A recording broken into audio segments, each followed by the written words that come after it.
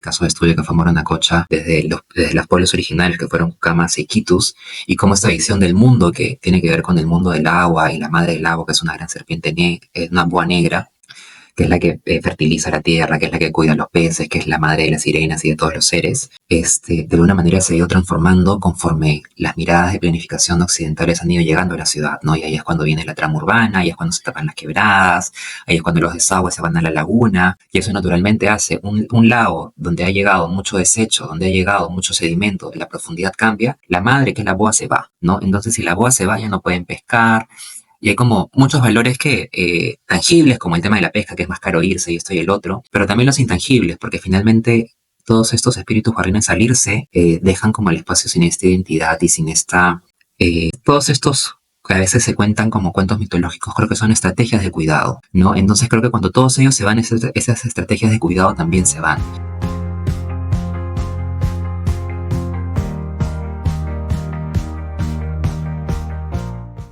Hola a todos, bienvenidos a otro episodio de Más allá de las paredes con Atelier. Yo soy su anfitriona Andrea Borrego. El día de hoy me acompaña Moisés Porres. Moisés ha tenido un recorrido, digamos, peculiar con la profesión de la arquitectura. La llevó al lado investigativo y para no dar más preámbulo voy a dejar que Moisés se presente, nos cuente un poco de su historia y ahí vamos a empezar con las preguntas. Hola Moisés, ¿cómo estás? Hola André, ¿qué tal? Buenas tardes, buenos días. Muchas gracias por el espacio. Sí, bueno, con André nos conocemos desde la universidad, ¿no? Y un poco el interés de trabajar en temas de Amazonía nace desde la universidad, desde mi época de pregrado. Cuando llegamos, yo soy de Iquitos, ¿no? Bueno, tú sabes que soy de Iquitos, pero yo cuando empecé la carrera, todos los proyectos que se diseñaban, por ejemplo, en la facultad eran en Lima, ¿no? Y un vacío que yo sentí cuando empecé mi proyecto de tesis de pregrado, que evidentemente tenía que ser en Iquitos, en Loreto, me di cuenta que no tenía herramientas, ¿no? No tenía herramientas como para poder diseñar, como para poder entender, o cómo aproximarme a una realidad completamente distinta a la que hemos estado practicando en la carrera, ¿no? Entonces ahí es donde empieza mi búsqueda, ¿no? Y es una búsqueda de aciertos y desaciertos y en varios aspectos, ¿no? Pero empieza desde la tesis de... Hay que retroceder un poquito a tus años formativos, digamos, cuando nosotros nos conocimos en la universidad y tú decidiste, o sea, inclusive antes de eso, cuando decidiste estudiar arquitectura, eh, ¿qué es lo que te llevó a buscar una universidad en Lima y mudarte a la ciudad? Quizás ya lo habías hecho anteriormente con tu familia y de ahí regresaste a Iquitos. Cuéntanos un poco cuál fue esa historia. Bueno, yo toda mi vida crecí en Iquitos, ¿no? El colegio lo he hecho ya desde inicial hasta secundaria. Y de hecho, a veces venía a Lima en las vacaciones de verano, cuando íbamos de viaje, que inevitablemente siempre teníamos que pasar por Lima para salir, ¿no? Pero, digamos, yo llegué acá a Lima porque no había otro camino, ¿no? O sea, si quería estudiar arquitectura en Iquitos en esa época, la única facultad de arquitectura que había, que era de una universidad privada, no era buena, sigue no siendo buena, de hecho no está licenciada, es una universidad no licenciada la que hay en Iquitos. Entonces por eso es que de alguna manera era como inevitable que iba a tener que emigrar a la capital, ¿no? También por toda esta idea de centralismo con la que el Perú todavía se maneja, ¿no? En la que todo el mundo tiene que emigrar si de alguna manera quiere estudiar o trabajar. Arquitectura llegó como en verdad a mí para quinto de secundaria, porque yo quería hacer muchas cosas, pero yo creo que, y eso me pongo a pensar como ahora, que muchas de las cosas que quería hacer de alguna manera las traigo en los trabajos, ya sea de práctica de diseño o investigación, ¿no? Porque quería estudiar, por ejemplo, arqueología, quería estudiar arte, quería estudiar también biología o medicina veterinaria, o en un momento quería estudiar biología marina, pero era más por un tema de las especies del agua del río, ¿no? Porque me gustaban mucho las peces o los mamíferos que hay en la selva, el bufo rosado, el manatí, y me interesaba eso, ¿no? Y por o sea, y por todo lo que significa el agua en la cuenca. Y arquitectura llegó en quinto de secundaria cuando teníamos un curso de dibujo técnico de perspectivas. Y claro, ¿no? Yo ya había conversado con mis papás el tema de arqueología, arte y otras cosas y como que no les convencía mucho. Y de ahí encontré en este curso como una ventana con la que me sentí cómodo y dije como ya, por acá es, ¿no? Y postulé, había la posibilidad esta del tercio superior en la universidad y postulé y ingresé y acá vine, ¿no? Pero ese primer año sí fue súper duro porque claro, yo tenía 16 años, me vine solito, mi hermano menor todavía estaba en el colegio en Iquitos, mis papás vivían en Iquitos, siguen viviendo en Iquitos de hecho, y claro, me vine acá prácticamente solo, con un cielo completamente distinto, con una dinámica de socializar completamente distinta, y una manera de ver la vida también completamente distinta, ¿no?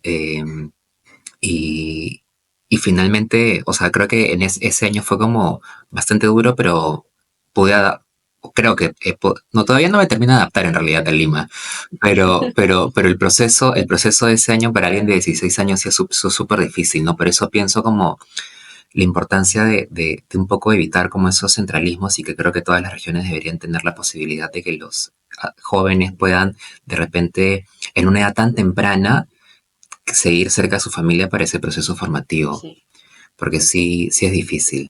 te entiendo 100%. Inclusive, digamos, en mi caso fue lo opuesto, ¿no? Yo sí había crecido en Lima, inclusive creo que tomaba 20, 30 minutos llegar de la casa de mis papás a la universidad y inclusive, digamos, con ese colchón, ¿no? De recursos a mi alrededor, ese primer año de la universidad siempre es difícil, en especial en la edad en la que entramos. Tú entraste súper joven, ¿no? A los 16 años, yo entré a los 18, pero es una edad en la que tú dices, bueno, voy a redefinir quién soy. O sea, he sido tal persona en el colegio, ahora tengo la oportunidad de ser alguien nuevo en un espacio donde nadie me conoce y sacar el mejor lado que tengo y pasar ese proceso lejos de todo lo que conoces, lejos de tu familia, tan chiquito como estabas, viviendo solo, me imagino que estabas viviendo En la casa de mi abuela, pero mi abuela ni paraba. sí, o sea, estabas viviendo solo esencialmente, ¿no? Entonces, Sí. me imagino que ese proceso fue súper fuerte. Eh, y de ahí has reconocido algo bastante importante en ese proceso también, ¿no? Que ha sido el centralismo del Perú, de todos girar alrededor de Lima, en tu caso, ¿no? La falta de una institución que pueda... Yo sigo atrapada en el centralismo, o Sí, sea, sigo en Lima. Yo sigo atrapada en el centralismo. sí, todos seguimos atrapados, creo, pero sí, 100%.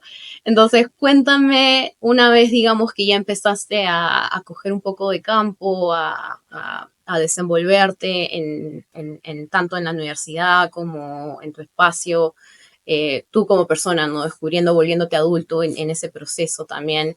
eh, ¿Qué cosas fuiste viendo en tu formación que dijiste, acá falta algo, ¿no? Y quizás es una oportunidad para mí? Claro, a mí una cosa que me pasó mucho es que yo, si bien la carrera la disfruté, creo que la universidad fue una etapa bien bonita y como tú dices, como tú mencionabas, es como una etapa de redescubrimiento como persona, ¿no?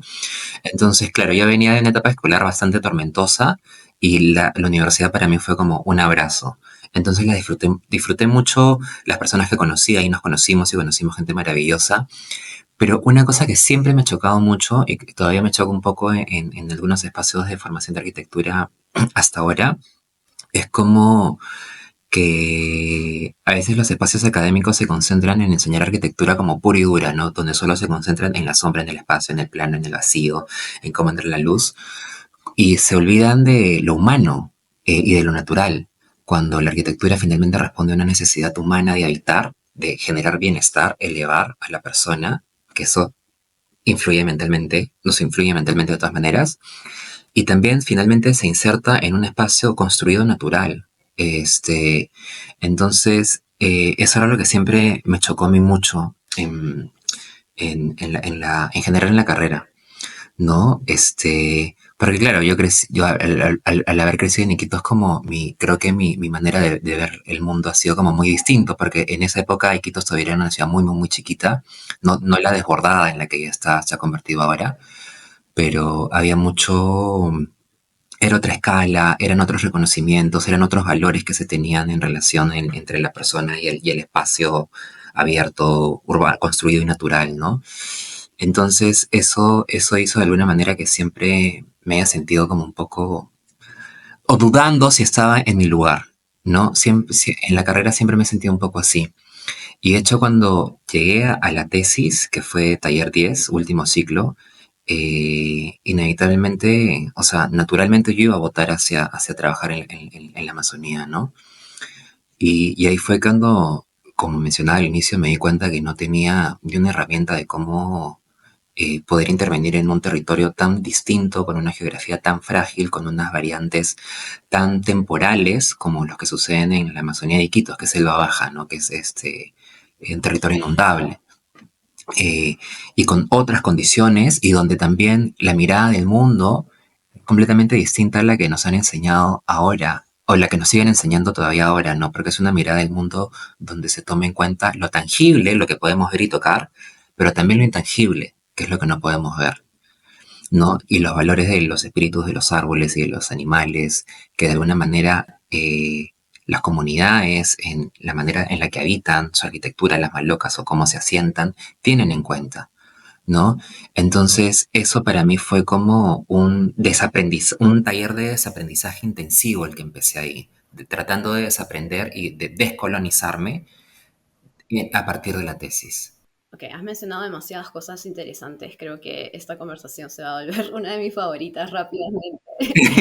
Porque de cierta manera creo que mi trayecto personal también descubrió en ese desaprendizaje muchas de las cosas que tú has descubierto, ¿no? En tu caso fue ir a investigar, entender quizás, ¿no? O aprender de un territorio que no descubierto y tocaste ese tema de lo intangible que a mí me parece excepcional. Y creo también que en el Perú, en Lima en especial, la formación del arquitecto está muy cegada por lo que pasa en Lima. Hay otra universidad en el norte, ¿no? Que me imagino que tiene influencias de las ciudades del norte, pero en sí creo que la cultura del Perú siempre ha sido, de cierta manera, qué es lo que nos falta para ser como Europa o qué es lo que nos falta para ser como Norteamérica. Como Claro, Occidente. claro, entonces siempre estamos mirando hacia los países desarrollados y decir, tenemos que apuntar a ser así, tenemos que apuntar a ser así, y nos olvidamos de la riqueza de nuestros propios recursos, nos olvidamos de nuestra historia, nos olvidamos de el valor espiritual del medio ambiente en el que vivimos, ¿no? Y de las diferentes regiones y toda la Ujú. riqueza animal, espiritual, natural que existe en el Perú. Eh, yo fui un poco descubriendo eso más bien mudándome a Estados Unidos. Eh, Claro. Me mudé a una zona rural en la que no hay, digamos, esta civilización o este desarrollo de ciudad, pero sí es un país primermundista, ¿no? Entonces existe la infraestructura que no existe en muchas provincias. Y esto me dio espacio a mí a regresar a un, como que personalmente, a estar en un centro de sanación, ¿no? De poder encontrar mi esencia natural, quién soy yo como persona. Me metí mucho en el mundo espiritual que me encanta.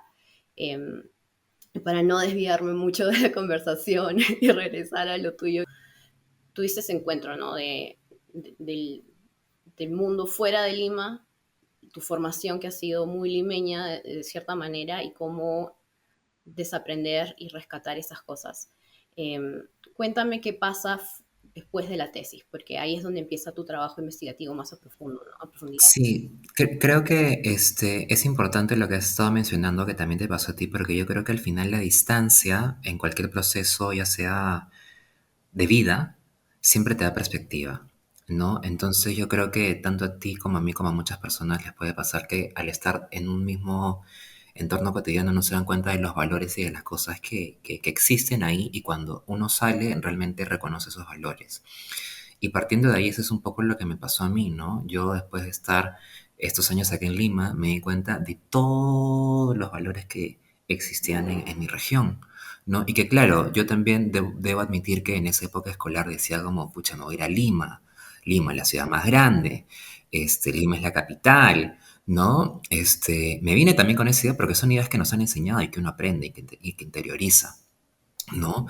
Entonces, cuando empecé ese proyecto de tesis, la distancia que ya existía ahí, que había una distancia de algunos años, pero siempre yendo y viniendo de Iquitos, fue la que me permitió reconocer todos estos valores y decir como, pucha, acá hay algo que no está bien, porque si bien la Amazonía es un territorio al que se le viene interviniendo hace muchísimos años, por generaciones atrás, pero se le viene interviniendo desde una mirada extractivista y expansionista, ¿no? Que se entiende como, claro, es una fuente de recursos, extraigo, extraigo, extraigo, y también es puro bosque y agua, hay que ocuparla, hay que ocuparla, hay que llenarla.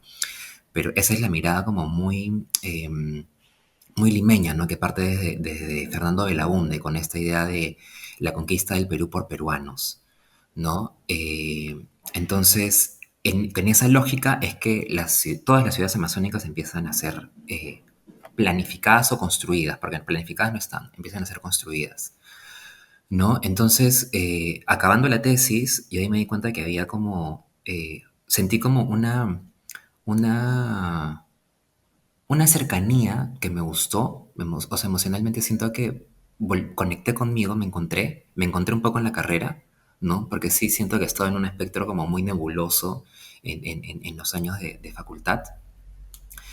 Y dije, por acá creo que es mi camino, ¿no? Y de hecho, claro, sales de la carrera y los sueños que uno tiene o aspira no necesariamente son los primeros que uno hace, ¿no? Entonces, naturalmente, absorbida por el capitalismo y por el centralismo, oficinas, ¿no? Oficinas de arquitectura, que también siendo bien honesto nunca me encontré ninguna. Pero paralelo a eso, desarrollé un proyecto que no tiene nada que ver con arquitectura, sino más bien con difusión cultural en la Amazonía, que se llamaba Mayantú. Y yo creo que esa experiencia de 2 años, porque fueron casi 2 años, para mí fue como un trabajo interno, ¿no? Un trabajo interno de nuevamente de desaprendizaje, de descolonización, de sensibilización y de poner en valor lo que a veces no sé, lo intangible, ¿no? Lo que no se puede ver. Que era más que todo, digamos, yo siempre he dibujado, he pintado, me ha gustado como investigar un poco de la historia, conocer un poco de la historia, ¿no? Entonces era una plataforma que ya no existe por N motivos sentimentales, pero era una plataforma de difusión de, por ejemplo, arte amazónico, paisaje amazónico, artistas que trabajan en Amazonía. Levanté, en Iquitos tuvimos un periodo que fue de mucha bonanza, pero también de mucha esclavitud y de mucho, creo que también el momento en el que hemos tenido el genocidio más grande en el país, que es la época del caucho, porque los europeos vinieron, esclavizaron y asesinaron muchos pueblos indígenas para la extracción del caucho. Pero ese proceso dejó un patrimonio arquitectónico de valor que de alguna manera se está deteriorando ahora, ¿no? Entonces lo que hice también en esa época fue como levantar fachadas, levantar los azulejos y difundir eso, ¿no? Entonces yo creo que esa experiencia de alguna manera me, me hizo, iba en paralelo al trabajo de arquitectura, ¿no? Que claro, se tenía que hacer. De alguna manera hizo que me diera cuenta que aquí era donde era feliz, ¿no? Que por ahí era mi camino.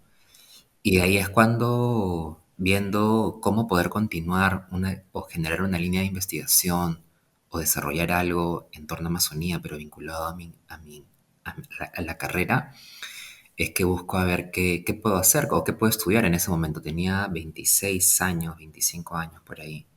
Ahora tengo 33.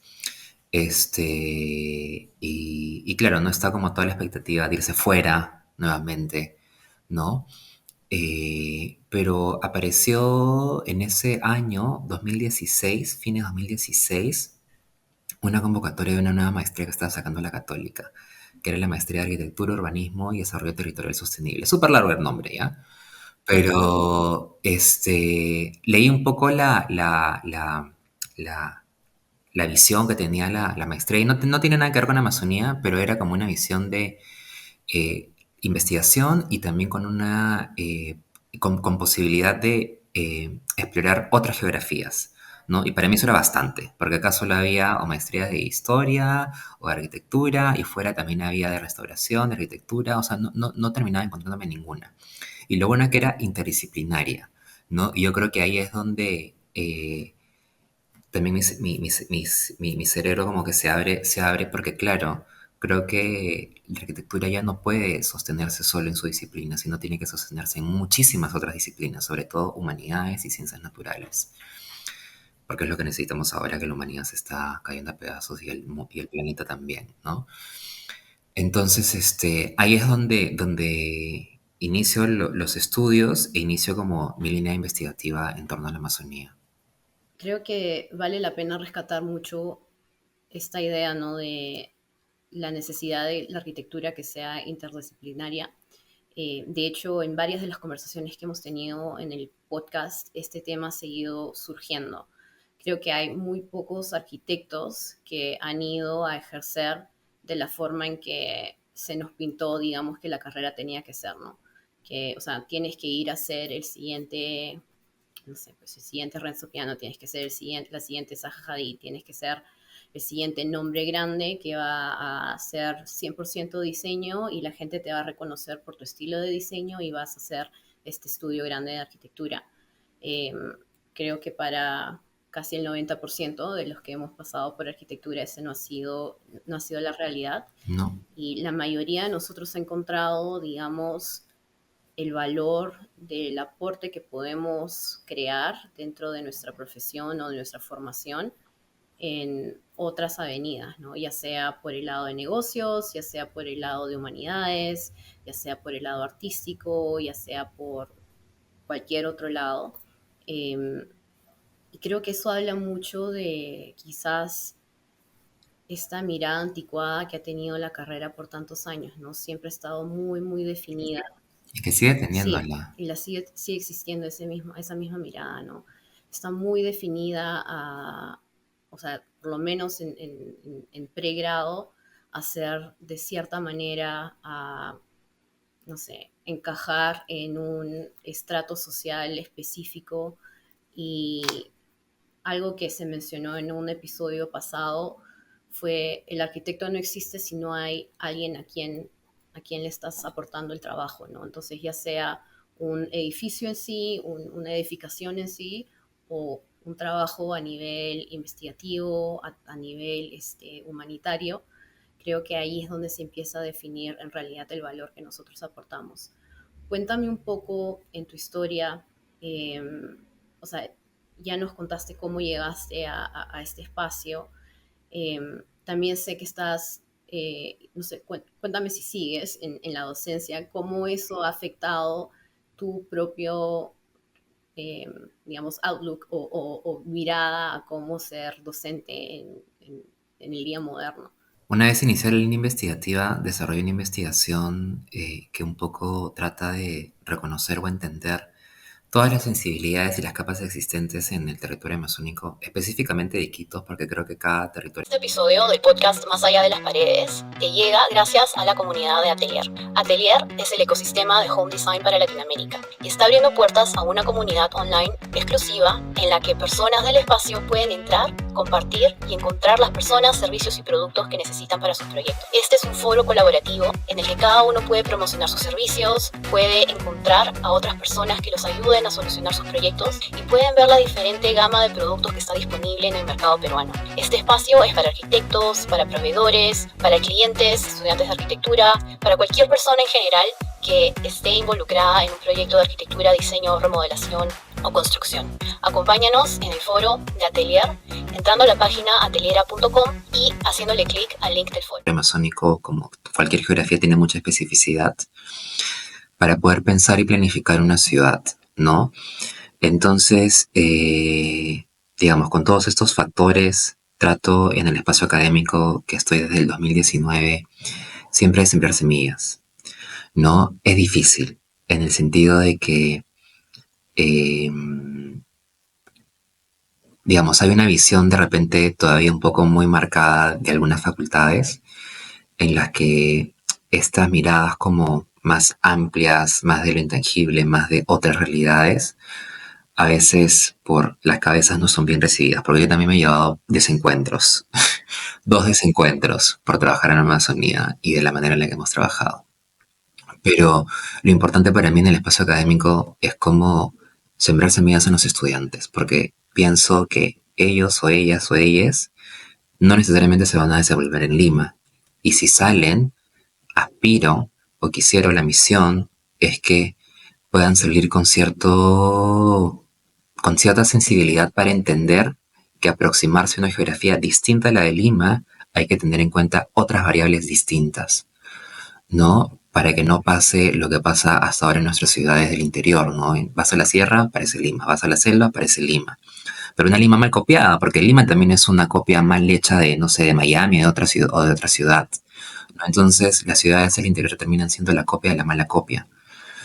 Y un poco la idea en los que siempre trato de desarrollar en los talleres de diseño que dicto es como ubicar el alma y la identidad del lugar, ya sea construido, urbano o natural, ¿no? Y que desde ahí, desde sus valores y saberes ancestrales, porque claro, en todas partes del mundo se han habido conocimientos previos a lo que conocemos como arquitectura, ¿no? Ha habido, digamos, la arquitectura de alguna manera de los pueblos originarios, ya sea prehispánicos o amazónicos o de donde sea, siempre han estado vinculadas a orientación, a sistemas constructivos que están del, de pronto acceso en el entorno existente, de próximo acceso, perdón, en el entorno existente, o ciertos espacios que de alguna manera son transición o de celebración o de encuentro, ¿no? Entonces un poco eso, es reconocer la identidad y el alma del lugar antes de intervenir y pensar cómo, qué es lo que todo el mundo pasa, no sé de dónde viene esto, pero pasa mucho que empiezan a diseñar y quieren súper volados, quieren como edificios que llamen mucho la atención, quieren como, digamos, proyectos como que finalmente están llenos de ego, ¿no? Y eso ya tiene que ver más que con la carrera, más con cómo nos estamos formando como sociedad y como humanos. El tema del ego, que hay que trabajarlo. Porque finalmente, si es que somos proyectistas llenos de ego por todos lados, van a salir monstruitos, monstruitos, monstruitos, monstruitos que compiten y eso es lo que forma la ciudad. Cuando creo que la ciudad lo que debería es elevar la geografía natural sobre la cual se ha sentado, ya sea un cerro, ya sea un bosque, ya sea un río, ya sea la costa, ya sea una montaña. Y para eso hay que bajar, ¿no? Y el proyecto tiene que responder y poner en valor lo que ya existió ahí antes de que esta cosa aparezca. Y creo que eso es como el chip que trato siempre de trabajar con los alumnos en la academia, porque porque digamos, también me doy cuenta de eso y me da pena, y al menos en los talleres que he visto que son de quinto, cuarto y octavo ciclo a veces, siento que no es suficiente, porque cuando a veces me toca ser jurado de taller 10 te das cuenta de que hay proyectos que, claro, pueden responder a la funcionalidad del sistema constructivo, pero no tienen identidad. Pueden estar en Chimbote, están en Trujillo, están en Pucallpa, están en Tarapoto, pero piensas que estás en Lima, o sea, parece que están en Lima. Yo pienso que están en Lima, ¿no? Y es como, por eso es que en esas sustentaciones se terminan bajando, o me termino bajando muchos proyectos porque finalmente no responde a la identidad del lugar. Y qué refrescante de verdad escuchar esto o sea, primero de ti, obviamente, porque siempre he respetado mucho tu trabajo, la manera en que te aproximas a los proyectos, pero ver que se lo estás pasando de cierta forma o por lo menos de nivel subliminal a la siguiente generación es súper importante, en especial porque creo que hay varios, digamos, fenómenos que están pasando ahorita en Lima, en la formación de arquitectos, que se ha estado desarrollando en los últimos 10 15 años. Primero, que salieron miles de facultades de arquitectura de la noche a la mañana, todas las universidades. La cantidad de personas que están estudiando arquitectura se ha multiplicado, ¿no? En esos últimos años inmensamente. Eh, y falta, creo que, o sea, no sé cuál es el incentivo de todo, o sea, cada uno de nosotros ha tenido un incentivo diferente al momento de entrar a arquitectura. O sea, creo que hay un gran grupo que entró porque teníamos una afinidad con el arte, con la belleza y queríamos buscar otra forma de aplicarla. Otro grupo que entró porque le gustaba dibujar, otro grupo que entró porque, no sé, querían una forma más divertida de aplicar matemáticas. O sea, hay miles de razones por las cuales uno termina estudiando arquitectura, pero las necesidades de la ciudad de hoy versus la necesidad de la ciudad de hace 30 años versus hace 50 años son 100% diferentes. Ahorita en el Perú existe una gran necesidad de descentralizar digamos, el caos y la concentración de todo que existe en Lima, ir a otros lados y respetar, o sea, no solamente respetar, sino rescatar la identidad del lugar es esencial si es que queremos crear arquitectura que va a generar valor, que va a aportar a la comunidad, que va a respetar a la cultura y no solamente respetar algo, sino usarlo como premisa, ¿no? Como es, o sea, la cultura del lugar es lo más importante porque como lo mencionaste tú, ¿no? Por ejemplo, en la Amazonía existe esta convivencia de el mundo natural, el mundo animal también, que me imagino que es muy parte integral de la ciudad, Y y de espiritual. las, ajá, y de la cultura humana que también existe, ¿no? Y no todos podemos estar formados a hacer edificios multifamiliares en Lima, porque no todos vamos a ejercer de la misma manera, ¿no? Y no todos vamos a poder construir un edificio hito en alguna parte de la ciudad o de otros países, porque no es lo natural de la carrera, ¿no? Son las excepciones, han sido las excepciones de la formación. Eh, Cuéntame cómo ha sido continuar este proyecto, este trayecto quizás de arquitecto. Eh, una vez que ya empezaste tu investigación, teniendo como paralelo, ¿no?, el trabajo en docencia. ¿Quién es Moisés el día de hoy? Bueno, como es un camino completamente distinto que no, nadie me lo mostró, sino creo que un poco yo lo he ido abriendo, es un camino solitario, bien solitario. Y donde también buscar aliados es como con una visión humana, sensible, es como bien difícil, porque también un poco ahora la arquitectura o la gente tomando un poco la línea que se está mencionando, gente ahora quiere estudiar arquitectura o muchos se quieren dedicar al tema, al rubro de arquitectura porque piensan que así se van a llenar de plata, ¿no? Entonces, y no es así. Y tampoco es que digamos, y en ese sentido es como difícil poder encontrar a alguien con una visión como sensible, humana, que pueda ser como aliado para, eh, en mi caso, poder pensar mejor las ciudades amazónicas, ¿no? Yo he ido a gobiernos regionales, municipalidades, en Iquitos, pero claro, ellos están con una visión completamente distinta, que es la económica, ¿no? Que claro, o sea, si viene, necesitamos planificar la ciudad de tal manera, digamos, es una inversión grande poder tener un equipo como súper amplio, multidisciplinario, porque no es solo el arquitecto urbanista, hay que tener sociólogos, antropólogos, biólogos, hidrólogos, geógrafos, ingenieros navales, etcétera, ¿no? Entonces, ese equipo es un costo, y un costo que, hablando en el caso de Loreto, tiene, porque siempre hemos tenido canon petrolero, o sea, hemos tenido muchísima plata, pero la ciudad nunca ha sido planificada, porque claro, a los gobiernos y a las personas que toman las decisiones siempre les ha convenido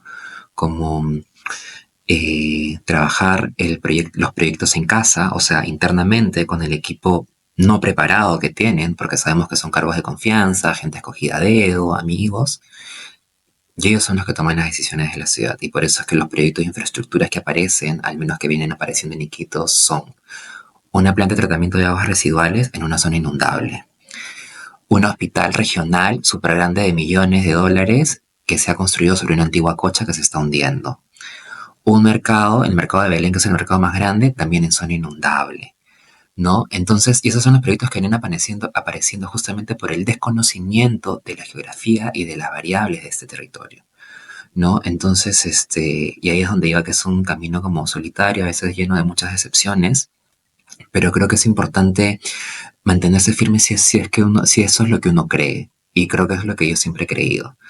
Y en ese sentido, pienso que la vida y las aguas y las sirenas son maravillosas, porque en ese camino apareció como un grupo que justamente les comentaron un poco de la investigación que estuve haciendo, que es ya es bien raro de dónde viene. Yo no me considero creyente, pero el Vicariato Apostólico de Iquitos, que a partir de un nuevo obispo, que es como un obispo de una visión bastante distinta a la que yo comparto con la Wildlife Conservation Society, que es esta organización, la WCS, que es esta organización, vienen desarrollando un proyecto que se llama Las Memorias del Agua, ¿no?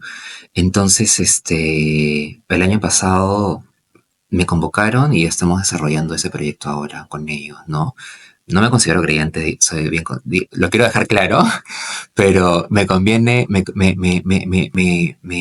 parece como muy loco como figuras que uno no espera que se preocupen por estas situaciones lo están haciendo, ¿no? Y creo que tiene que ver por la persona que ha ingresado, que es Miguel Ángel Cadena, que es una visión completamente distinta a la que yo conozco en la iglesia, y que claro, ya buscaba aliados como esta ONG bastante grande, ¿no? Y que ha trabajado mucho en temas, y tiene de hecho una red o una línea de cuencas amazónicas. Dentro de esa línea de cuencas amazónicas de donde se está trabajando el proyecto de las memorias del agua, ¿no?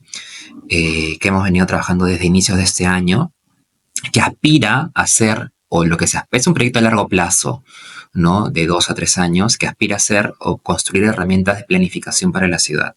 Porque finalmente ni el Vicariato ni la WCS son organizaciones que toman decisiones en planificación. Pero lo que sí aspiramos es a construir herramientas de planificación para poder dárselas a quienes las construyen y armar una ciudad más consciente, una ciudad amazónica ribereña de Iquitos más consciente. ¿No? Que es lo que, con todas las capas tangibles e intangibles que tienen que ver, ¿no? Entonces eso es lo que hemos ahora a inicios de año. De hecho estuve 3 meses allá trabajando el caso de Moranacocha, que es una antigua laguna, eh, y ver, claro, pero nuevamente, a mí me gusta pensar siempre el tema de planificación de la arquitectura en general. La arquitectura creo que ahora y la planificación urbana creo que se tiene que hacer como un proceso de psicoanálisis, ¿no? Entendiendo a la ciudad o a la comunidad como un ser vivo, porque son seres vivos. En psicoanálisis pasa que, claro, para sanar es importante reconocer nuestro presente, entender qué es lo que nos pasa, pero para eso es importante ir al pasado, ¿no? Y entender qué es lo que pasó ahí para proyectar y pensar en un mejor futuro. Entonces, un poco lo que hemos tratado de hacer ahora es como reconocer todo este tránsito que ha atravesado el caso de estudio que fue Moranacocha desde los pueblos originarios que fueron Cucamas e Iquitos, y cómo esta visión del mundo que tiene que ver con el mundo del agua y la madre del agua, que es una gran serpiente, una boa negra, que es la que fertiliza la tierra, que es la que cuida a los peces, que es la madre de las sirenas y de todos los seres, de alguna manera se ha ido transformando conforme las miradas de planificación occidentales han ido llegando a la ciudad, ¿no? Y ahí es cuando viene la trama urbana, ahí es cuando se tapan las quebradas, ahí es cuando los desagües se van a la laguna, y eso naturalmente hace un lago donde ha llegado mucho desecho, donde ha llegado mucho sedimento, la profundidad cambia, la madre, que es la boa, se va, ¿no? Entonces, si la boa se va, ya no pueden pescar, y hay como muchos valores tangibles, como el tema de la pesca, que es más caro irse y esto y el otro, pero también los intangibles, porque finalmente todos estos espíritus guardianes salirse dejan como el espacio sin esta identidad y sin estas, porque todos estos que a veces se cuentan como cuentos mitológicos, creo que son estrategias de cuidado, ¿no? Entonces creo que cuando todos ellos se van, esas estrategias de cuidado también se van. Entonces eso hace que la ciudad siga un poco desterritorializándose o destruyendo, ¿no? Entonces el ejercicio ahora ha sido reconociendo todos estos valores, cómo se puede mitigar todo lo que se ha hecho, ¿no? N proyectos, ¿no? Y en conjunto con, digamos, toda esta información siempre ha sido levantada no solo con temas de trabajo de gabinete, cartografía y todo, sino también con gente de la comunidad, porque las memorias del agua finalmente tienen que ver con las experiencias de las personas que han habitado ese territorio por generaciones.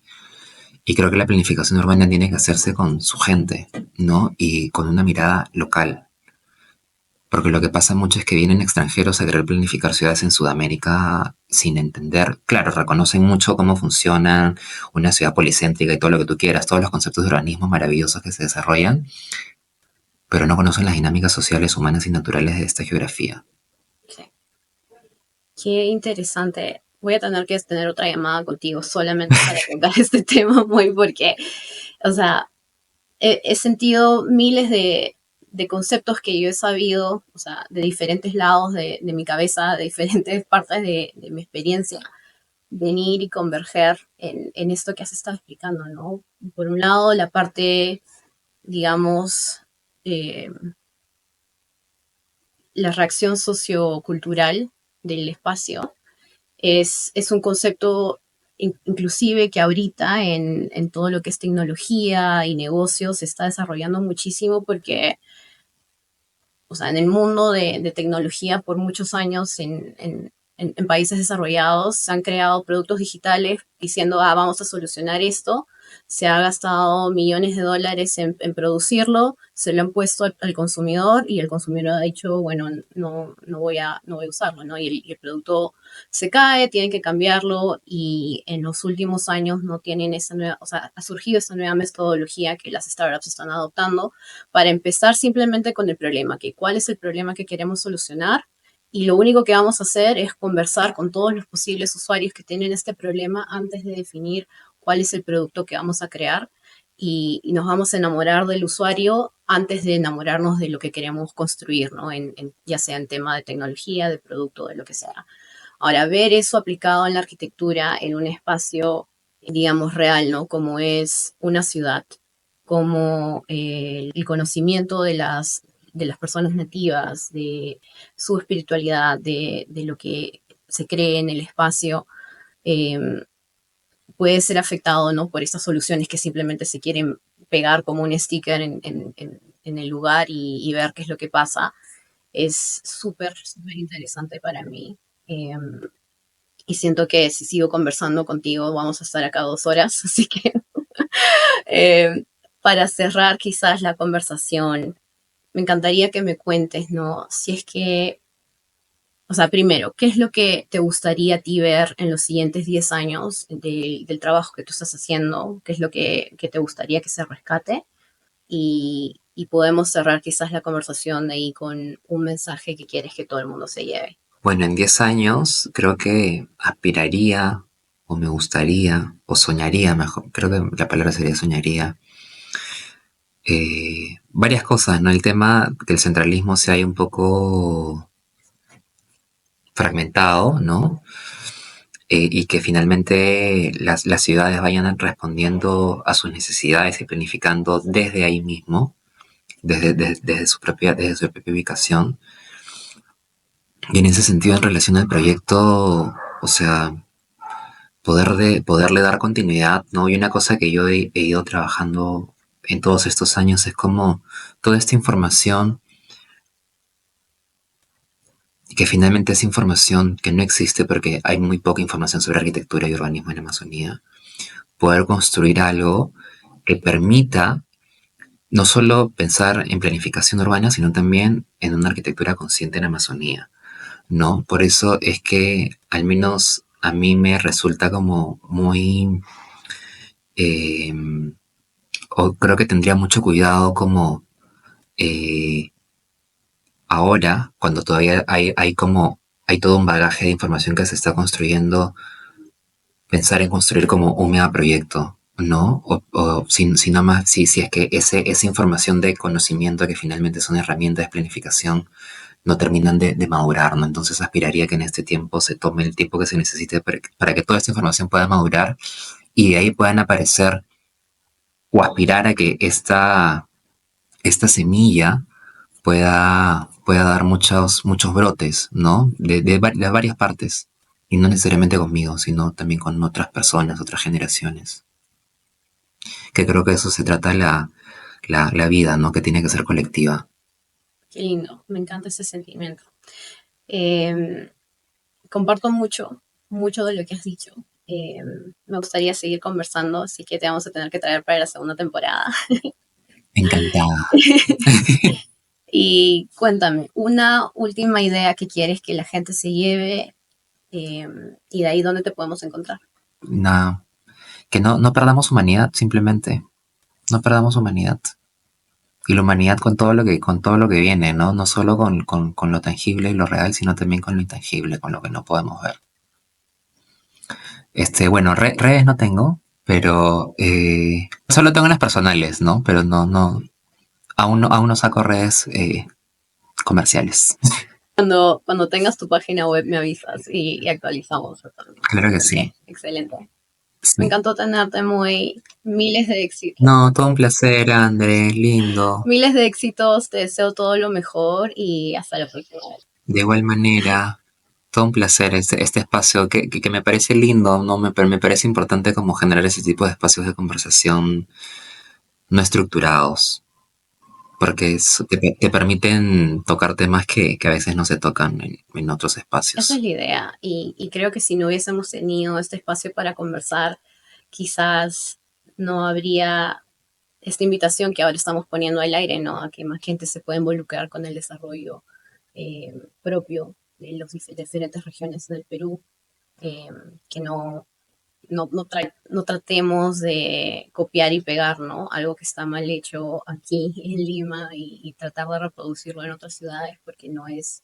lo coherente y este concepto que me encanta que nos has traído, ¿no? De rescatar la humanidad en todo lo que hacemos, de pensar siempre, ¿no? A quién se lo estamos dedicando, cómo va a afectar sus vidas, cuáles son las repercusiones a largo plazo, a corto plazo de lo que tenemos Ujú. y estudiar bastante, ¿no? A la persona a la que estamos afectando al final del día con el trabajo que hacemos, ya sea en arquitectura, en negocios, en diseño o En lo en que sea, investigación, exacto, en o en la vida. en la vida, Ujú. exacto. Y no muy, te mando un abrazo grande y hasta la próxima vez.